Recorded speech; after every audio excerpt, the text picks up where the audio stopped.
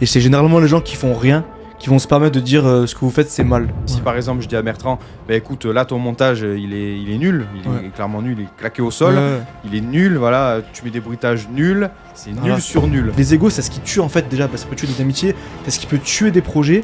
Et j'en ai fait des miniatures dégueulasses, voilà, mais vraiment dégueulasses, où il y avait juste notre tête, il n'y avait pas de fond, c'était sur un fond noir, avec quelques couleurs, c'était dégueulasse, mais vous me l'aviez dit. Donc on n'a pas lancé le projet, et c'est pas grave, on en a parlé. Et l'amitié est plus importante qu'un projet. Donc vraiment avoir une vision commune pour continuer, c'est le plus important, je pense. Nous on s'est dit clairement qu'est-ce qu'on veut montrer sur la chaîne, pourquoi on est là, d'accord, et qu'est-ce qu'on veut représenter. Pour autant dans un contrat, en fait quand vous allez l'écrire, vous allez dessus tout mettre. Vous allez mettre par exemple, on revient. Si un jour, malheureusement, on met fin à ce contrat, on met fin à notre collaboration, comment on fait? On peut le dire, voilà, ou ce genre de choses, on veut pas.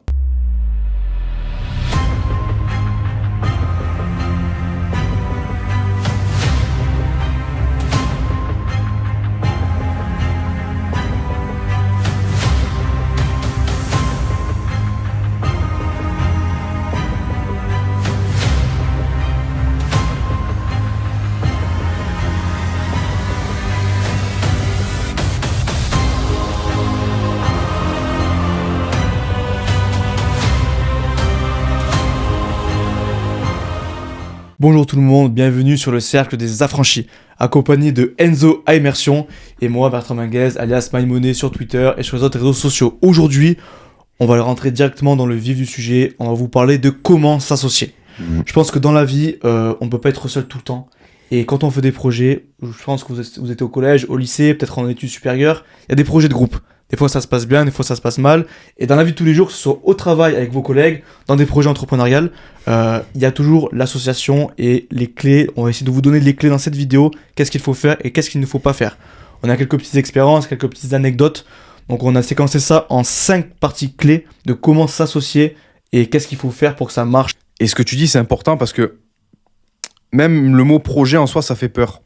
On peut se dire, ouais, un projet, d'accord, moi je regarde des vidéos ou autre, tout le monde parle de projet, mais concrètement, qu'est-ce que c'est un projet? Clairement, rien que d'organiser une soirée, une fête, c'est un projet. Complètement. Clairement. Parce que, évidemment, tu as quelque chose à organiser, donc tu as un pourquoi. Ensuite, tu as le comment, donc comment tu vas faire, d'accord? Donc avec qui tu vas travailler aussi, quand l'événement va se passer. En fonction de ça, tu vas devoir te précipiter. Si par exemple c'est dans 2 jours l'événement, tu vas devoir speeder pour aller aux courses, pour vraiment recruter des personnes, pour qu'elles t'installent la salle ou plein de choses comme ça. Voilà. Après c'est juste que le mot projet peut faire peur parfois et encore plus le fait de s'associer. C'est ça. Et puis même dans le projet il y a le mot engagement aussi. Exactement. Comme pour un mariage, le mariage c'est un projet de vie et c'est l'engagement qui fait peur. Totalement. Alors qu'en soi, si vous avez les bonnes clés pour commencer déjà cet engagement-là, il peut prendre fin, mais c'est pas grave, c'est ok. Et ça, faut que vous soyez ok avec ça. Quand vous faites un projet, ça peut se finir, mais c'est pas grave. Mais ça, il faut le dire, tu vois, il y a des gens qui ne disent pas. Alors du coup, donc si on fait, comme vous pouvez savoir, on a lancé le Cercle des Affranchis. Bon, on peut le dire maintenant, on n'est plus que 2 dessus officiellement. Ouais. Donc on a perdu un membre. Bon. Ça, il va bien. Il va bien, voilà. Encore une fois, parce qu'on n'a pas une même vision. Et c'est pas grave, c'est ok, encore une fois. Et ça, il faut le dire, il faut se parler. Et on en revient du coup, donc on va aller directement droit dans le sujet, comment s'associer, les 5 points clés à avoir. On va commencer complémentaire, mais pas que. Complémentaire. C'est toujours mieux de s'associer avec une personne qui a des skills différents que vous. Typiquement Enzo, il va être très bon dans tout ce qui est intelligence artificielle, pour les miniatures, tout ce qui est aussi artistique. Il a une vision qui est beaucoup plus percutante que la mienne au niveau de l'ensemble, de la beauté, de ce que ça peut rendre par exemple. Moi je sais que je vais être plutôt bon dans tout ce qui est un peu réduction des plans, sur les sujets. Et donc c'est des choses assez complémentaires qu'on peut avoir. Donc c'est toujours un plus, mais par contre, le plus important, on a pu s'en rendre compte, c'est la vision. Avoir un même driver commun. Et je peux prendre mon exemple, donc avec Manu que vous avez vu sur une vidéo, on avait vu comme projet de lancer en fait une entreprise qui filme de la vidéo pour les entreprises, donc qui filme les événements. Moi clairement c'était à but que lucratif, c'était vraiment faire de l'argent, ce qu'on avait à ce moment-là, je connaissais des entrepreneurs qui avaient besoin de vidéos, et je sais qu'on aurait pu avoir des contrats assez rapidement pour faire de l'argent et vite faire ça en mode fast food. Et Manu c'était pas ce qu'il voulait, lui il avait vraiment faire de la vidéo, mais du côté artistique, faire un peu plus du cinéma, faire des belles choses, et pas du fast food. Et on avait une vision qui était complètement, qui n'était pas associée sur ça, donc on n'a pas lancé le projet, et c'est pas grave, on en a parlé, et une amitié est plus importante qu'un projet. Donc vraiment, avoir une vision commune pour continuer, c'est le plus important, je pense. Et tu veux dire la nôtre de vision, du coup avant de passer au point 2, la vision du Cercle des Affranchis. Ouais, la vision du Cercle des Affranchis. Du coup, nous, de base, on était trois amis. Finalement, maintenant, on n'est plus que 2. Mais c'est pas grave, ça va pas changer quoi que ce soit. Mais voilà, donc nous, on s'est dit clairement qu'est-ce qu'on veut montrer sur la chaîne, pourquoi on est là, d'accord, et qu'est-ce qu'on veut représenter. Et du coup, nous, on s'est dit clairement, on est donc deux amis, et donc évidemment, on est deux étudiants, on se le cache pas, mais à côté, donc moi, je suis auto-entrepreneur, et Bertrand, il passe beaucoup de concours pour entrer dans de grandes écoles de commerce ou autres. Donc on s'est dit, on a deux aspects. Bertrand, c'est un peu plus l'aspect théorie, même beaucoup plus l'aspect théorie, parce qu'il connaît beaucoup de choses. Et tu m'as beaucoup aidé d'ailleurs sur pas mal de choses. Ouais, c'est gentil, tu montrais certaines théories de grands économistes ou autres, comment gérer ton marché, développer ton business. Et même si tu n'as pas encore lancé d'entreprise, ça n'empêche pas que tu m'as beaucoup aidé. Et moi, à l'inverse, vu que je suis sur le terrain, j'ai pu t'apporter, voilà, direct, j'ai pu t'apporter pas mal de choses aussi. Donc déjà, rien que sur ça, on s'est dit, on a deux profils complémentaires. Après, évidemment, tu as dit, et pas que. Oui. C'est important parce que c'est pas parce qu'on est complémentaires qu'évidemment tout va bien fonctionner. Parce que donc avec notre ancien collaborateur qui était donc présent au début de la chaîne, on pensait, étant donné qu'on était complémentaires, que ça allait marcher, mais pas du tout. Parce qu'on n'avait pas la même vision.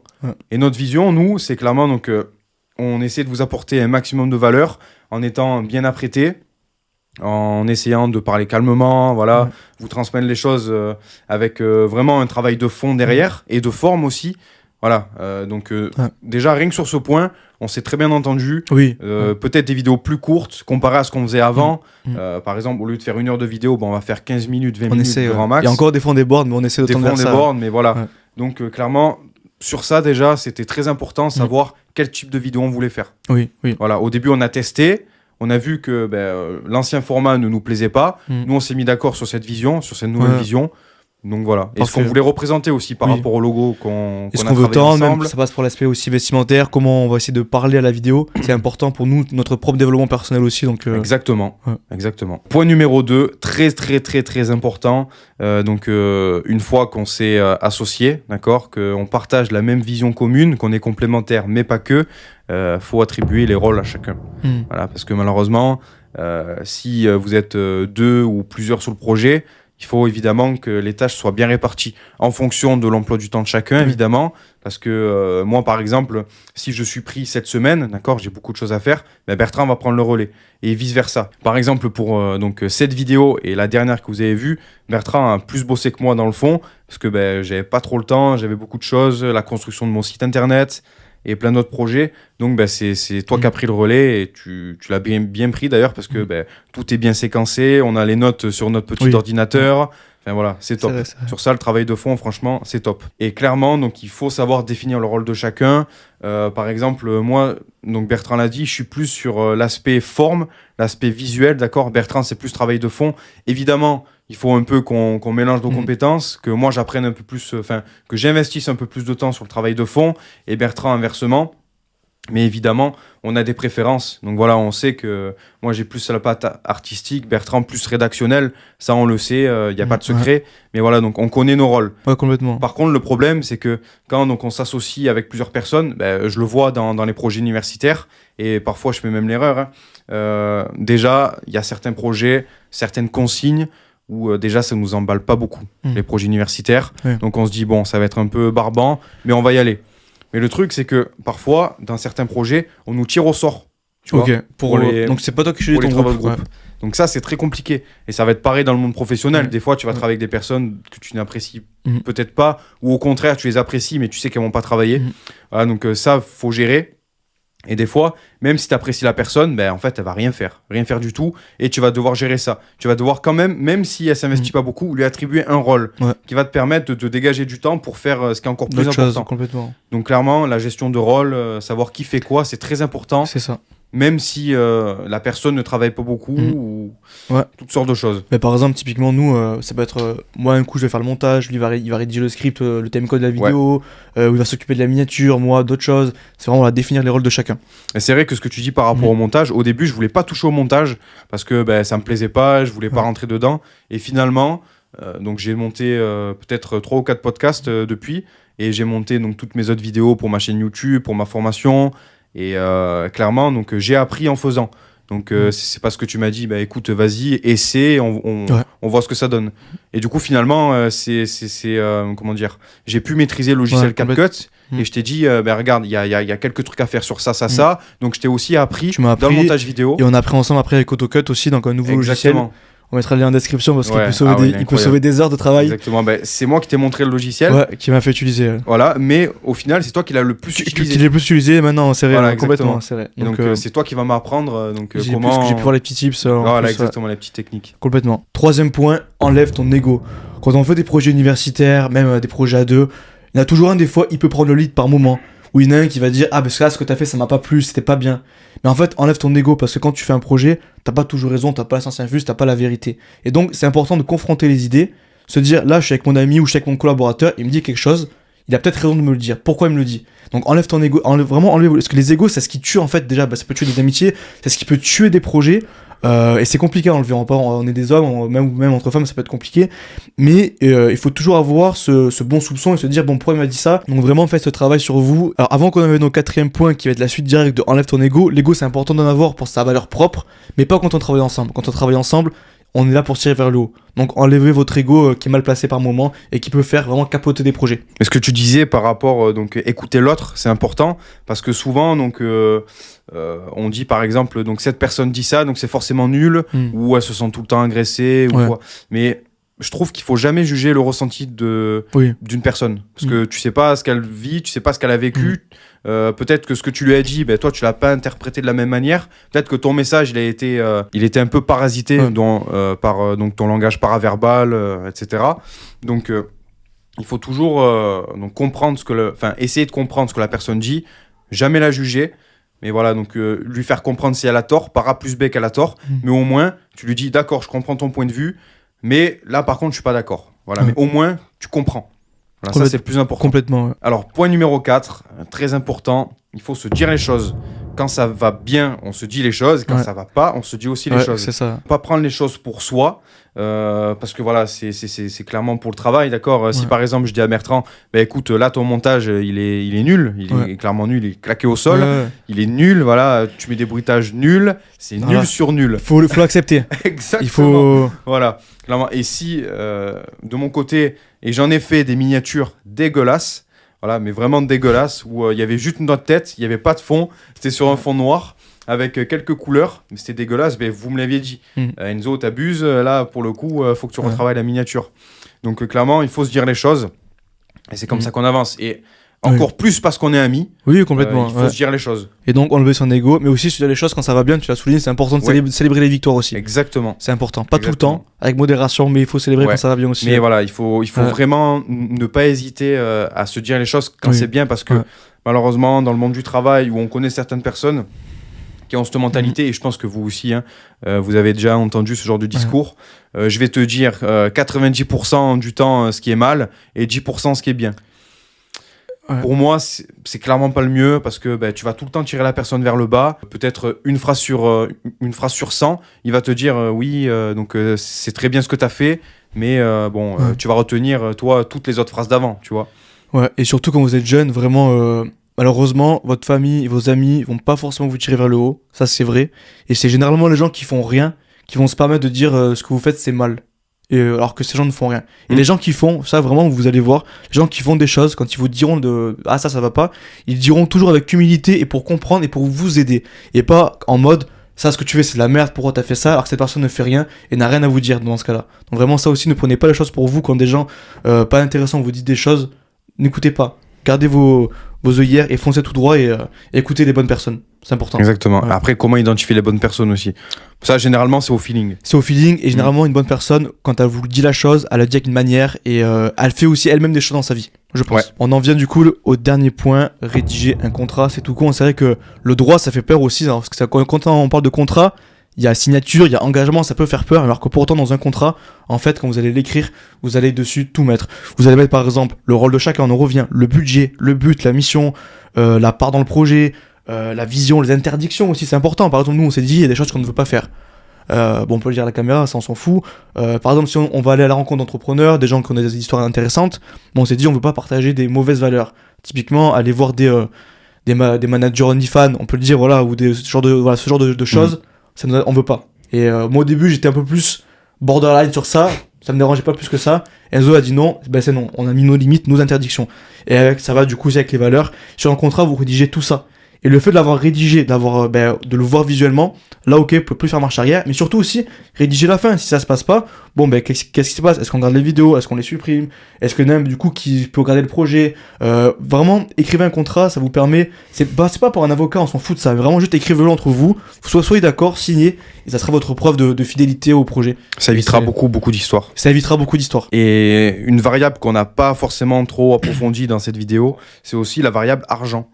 Très important. Par exemple, si donc moi j'investis 500, est-ce que tu peux investir 500 et ainsi de suite. Ouais. D'accord. Et pareil, si un jour, malheureusement, on met fin à ce contrat, on met fin à notre collaboration, comment on fait le matériel, comment on le partage, et ainsi de suite. Complètement. Donc ça, c'est quelque chose à pas prendre à la légère. Et de toute façon, plus le projet sera gros, logiquement, plus il y aura d'argent. Donc c'est là où il faudra mettre vraiment encore plus tout sur papier, que ça soit millimétré. C'est ça, parce que c'est vrai que l'argent aussi, on en parlait de l'ego, mais l'argent ça tue même des familles, des problèmes d'argent, d'héritage, c'est ce qui peut tuer vraiment des choses. Donc ça, vraiment écrivez-vous bien. Là, typiquement, dans mon cas personnel, je sais que là, Enzo il m'a avancé de plus de 200 euros et quelques, je sais plus exactement, parce que en décembre, je ne vais pas encore l'envoyer les sous, là, je vais l'envoyer en janvier. Il a écrit, je le sais, et voilà, il faut vraiment soyez clair sur ça, il n'y a pas de tabou à avoir avec l'argent. Et vraiment, ça, c'est... Je pense que tout est dit, quoi. Exactement, c'est une ressource communaute, même si elle est très importante. Mais en France, il y a même sur les salaires, sur combien on gagne, on en parlera sur d'autres vidéos, mais c'est voilà. Alors qu'il n'y a pas de tabou à avoir. L'argent, c'est un outil. Vous en avez, il part, et vous en avez, il revient. Généralement, quand tu poses la question combien tu gagnes, selon la réponse, tu commences à juger la personne. De ouf, il y a cette gêne. Ouais, voilà. Où on va dire combien on gagne, mais pas exactement, on enlève un peu. Aussi. C'est comme avec la politique, tu as voté pour qui? Bon, en vrai, ça c'est privé. En vrai, c'est comme la question maintenant, c'est quoi ton booty count? C'est des questions que tu as sur les réseaux, c'est un truc d'abruti, je trouve. Ça apporte rien. Pour faire le buzz. Pour faire le buzz, complètement. Mais c'est vrai que par exemple, tout ce qu'il y a en France, la politique et l'argent, c'est très tabou. Donc, on vous dira pas. Donc, en tout cas, voilà, ça serait un peu les clés qu'on a à vous donner sur comment s'associer et faire une bonne collaboration sur du long terme. Encore une fois, que ce soit universitaire, collaborateur ou travail aussi. Parce que des fois, vas-y. Et puis des fois, vous serez pas forcément à même hiérarchie avec la personne. Vous serez peut-être l'employé, il y aura un chef, et il faut accepter aussi ce que le chef vous dit. C'est vrai. C'est pas toujours facile. Et inversement pour le chef. Et inversement aussi pour le chef, complètement. Quand il y a un fort caractère en face de lui. C'est compliqué à gérer. Voilà, lui donner des tâches, effectuer ou autre, c'est voilà. Et moi je le vois dans mon entreprise, dans mon alternance. Vous le savez, je travaille à Intersport et clairement parfois c'est compliqué que ça soit du responsable à moi, que ça soit moi à la personne qui fait un stage, que ça soit donc directement le directeur à mon responsable et ainsi de suite. Donc parfois ça passe bien, parfois ça passe pas bien.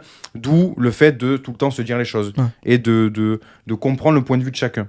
Voilà. Être considéré, c'est très important. Ouais, être considéré pour ce que vous voulez. Je pense que tu as dit les bons mots pour faire cette vidéo. Merci Bertrand.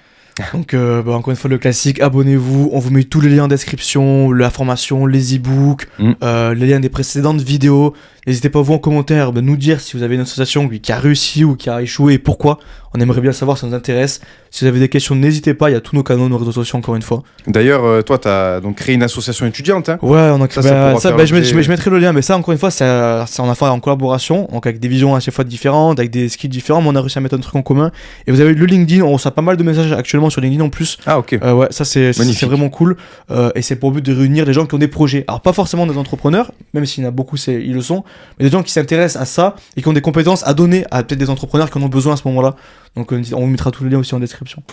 Magnifique. Voilà. Écoutez, on vous remercie pour l'attention que vous nous portez à chaque fois dans ces vidéos. Et comme d'habitude, on vous dit à la prochaine. Pour la prochaine.